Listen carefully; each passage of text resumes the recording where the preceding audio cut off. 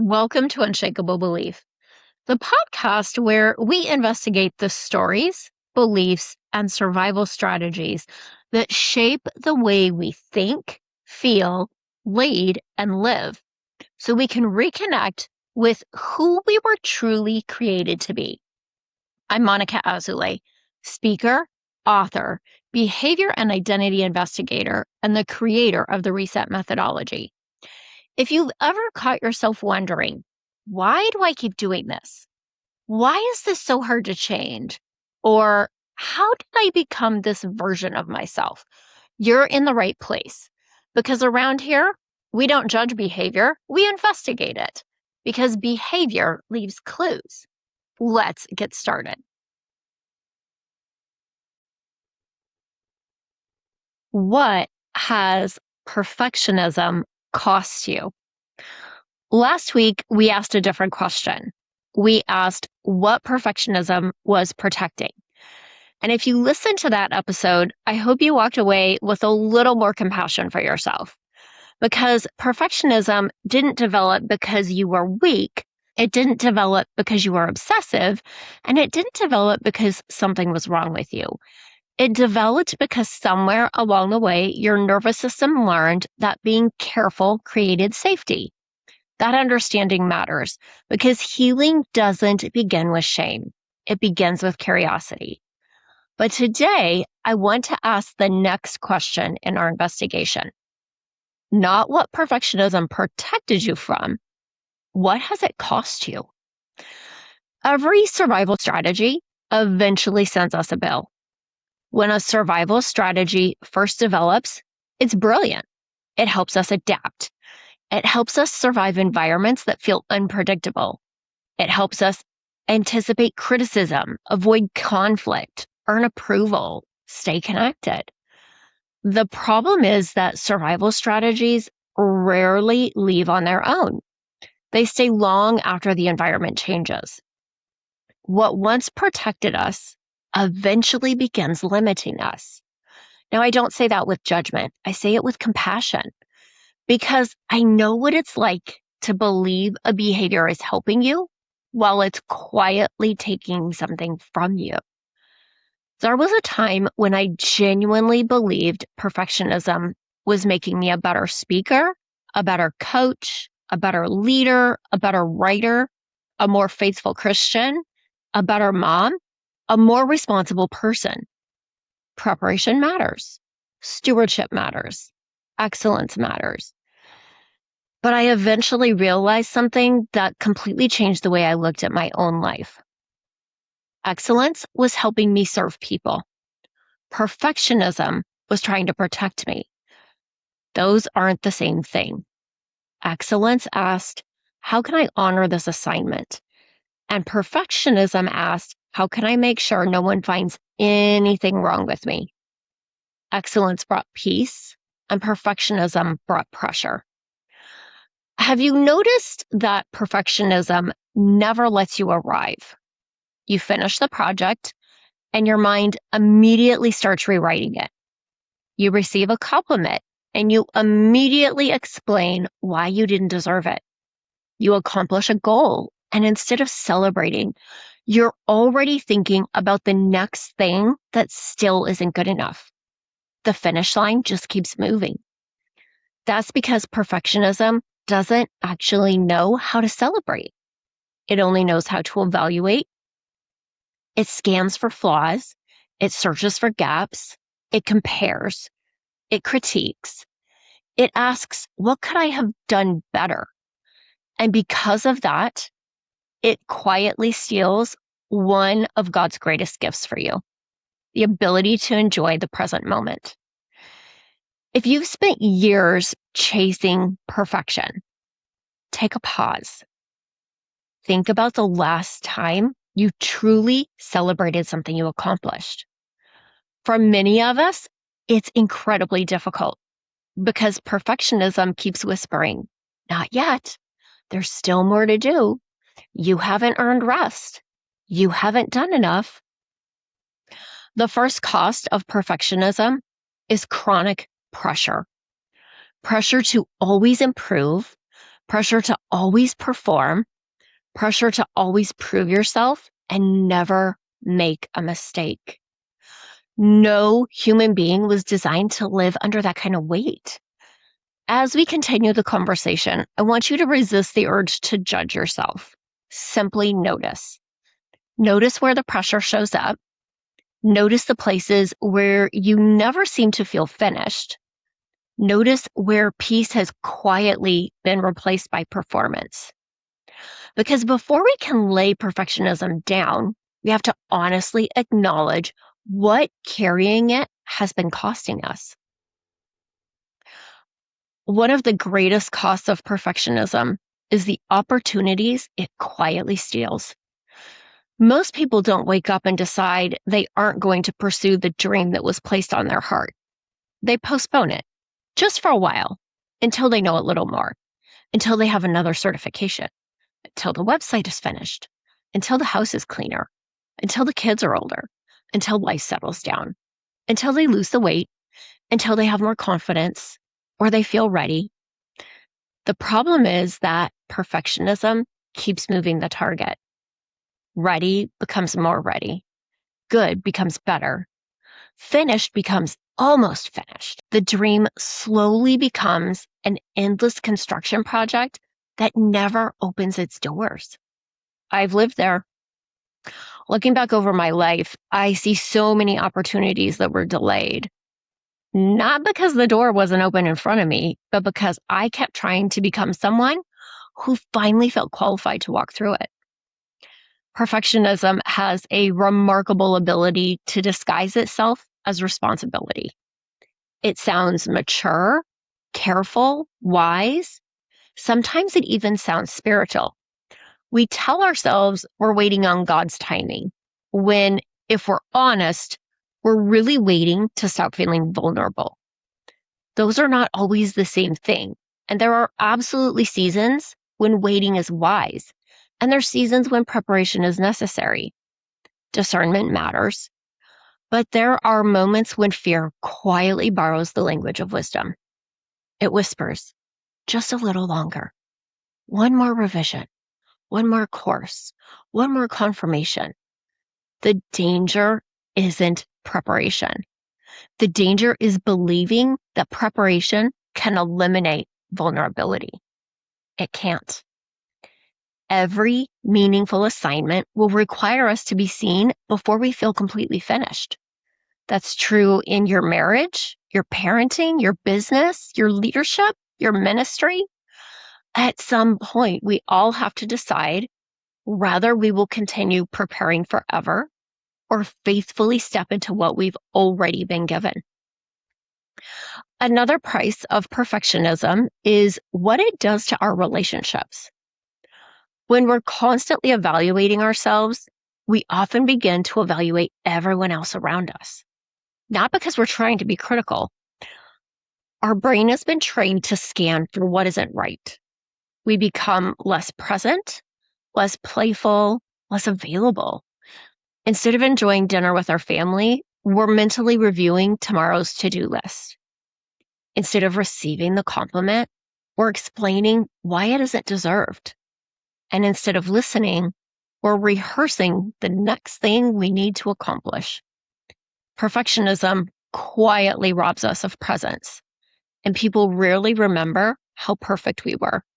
They remember how present we were. The people you love, they don't need a flawless version of you. They just need you. Your laughter, your attention, your honesty, your availability.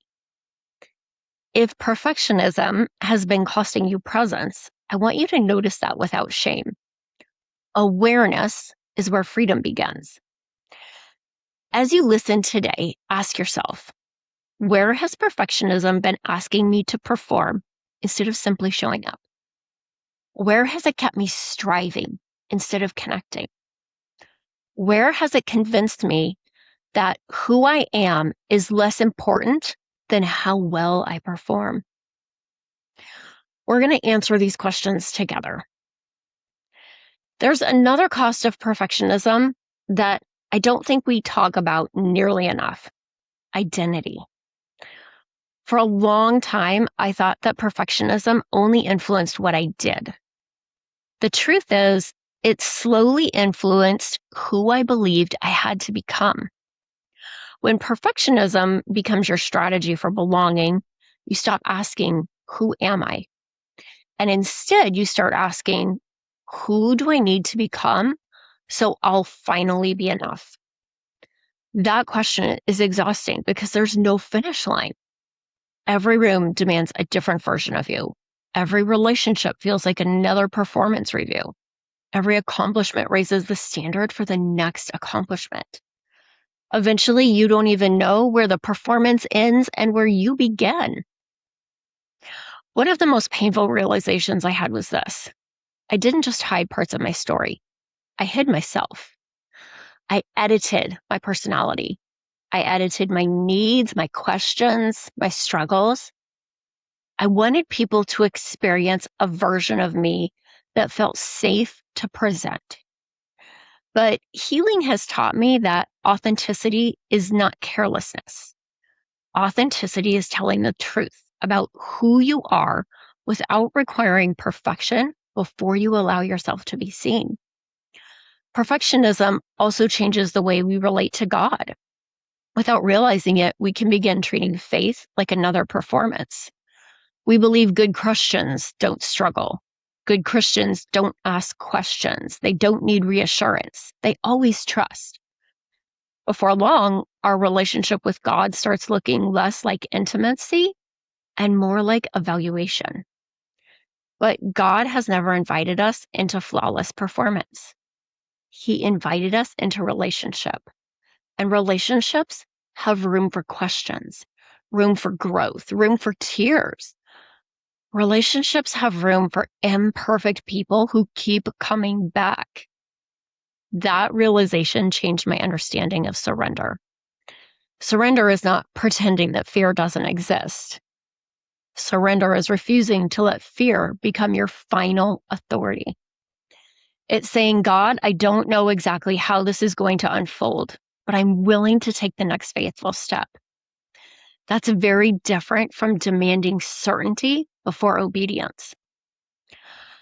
As I began releasing perfectionism, I noticed something else returning: joy.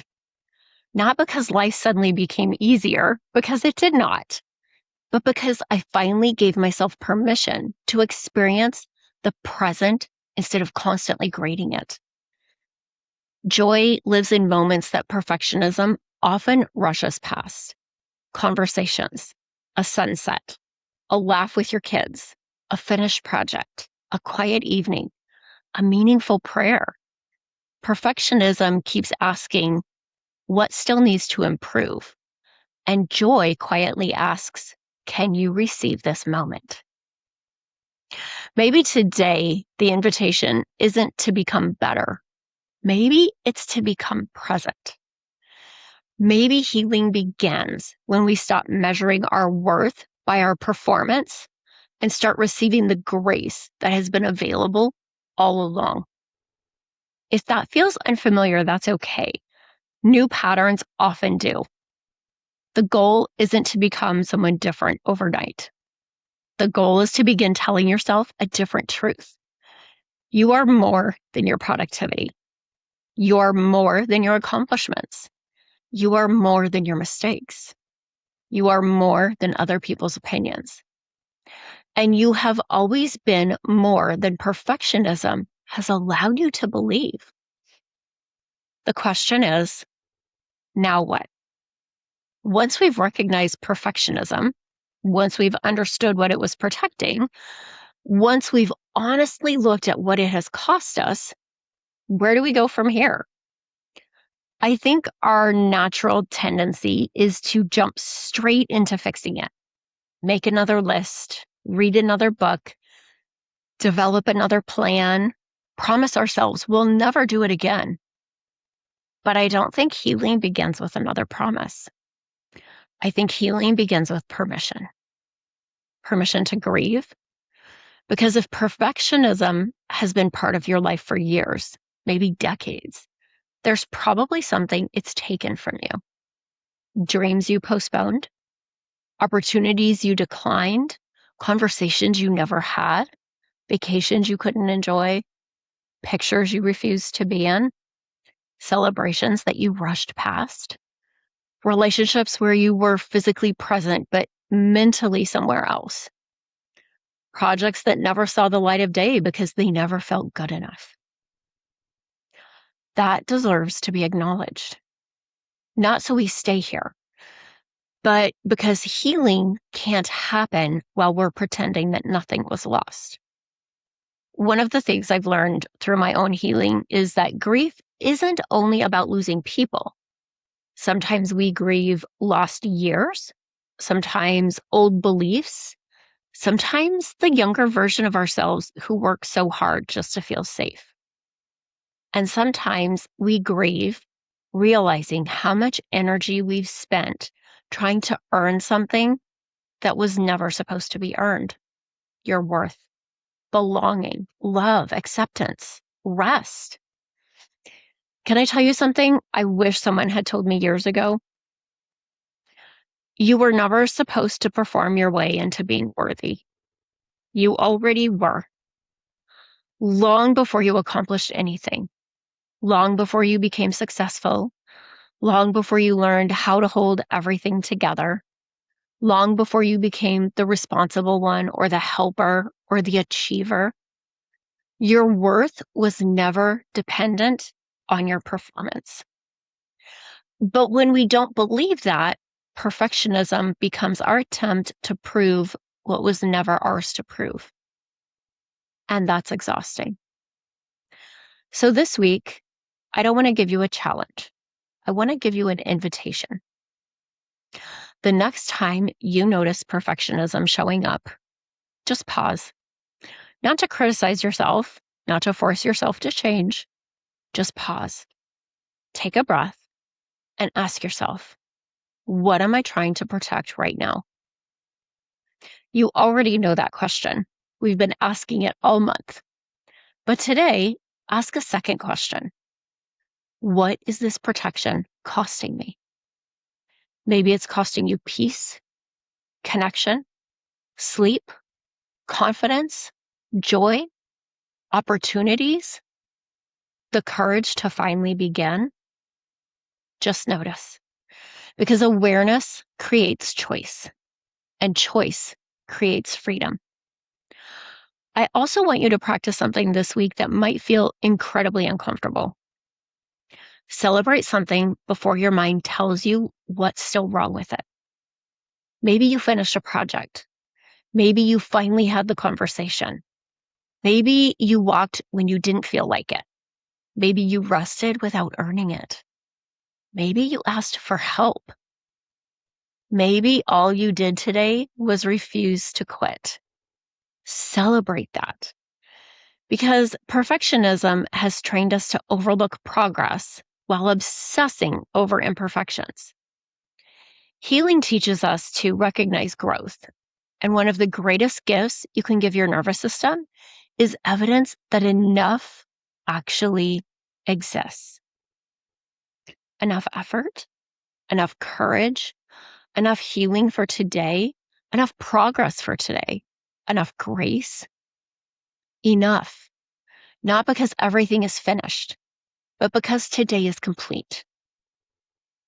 As I look back over my own journey, I don't regret caring deeply.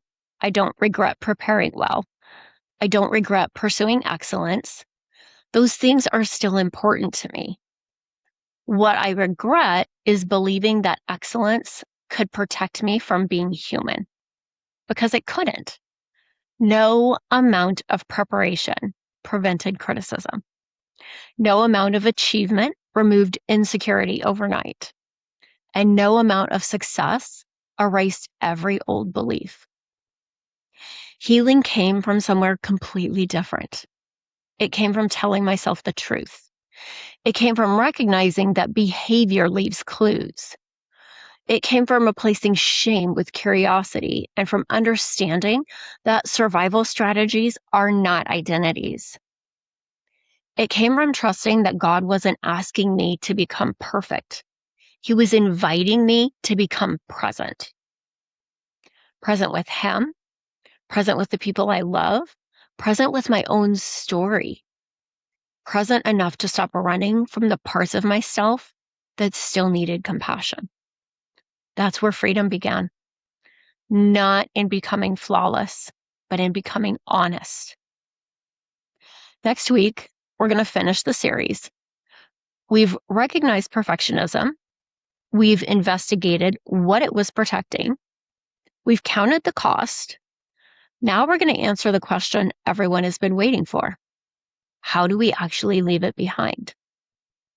Not through more striving, not through another impossible standard or becoming the perfect healed person, but by learning how to move from performance to peace, from protection to purpose, from fear to freedom.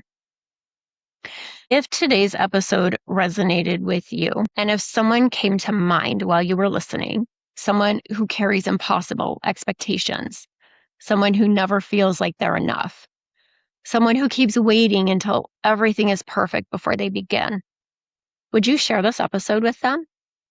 Because sometimes one new question can change someone's entire life.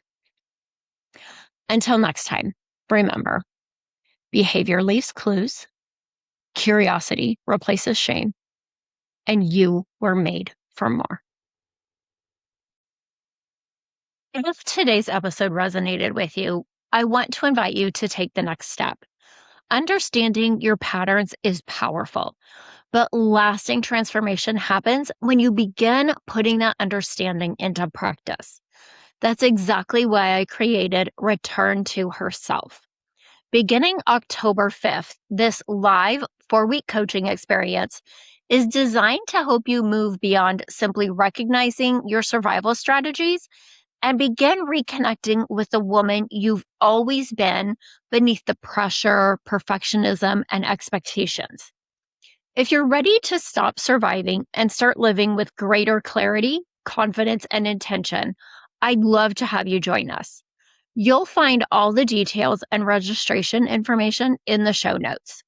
And if this episode encouraged you, challenged you, or made you see yourself in a new way, would you take just a moment to subscribe, leave a review, and share it with someone who needs to hear it? You never know how one conversation can change someone's life. Until next time, remember, behavior leaves clues, curiosity replaces shame, truth creates freedom, and you were made for more.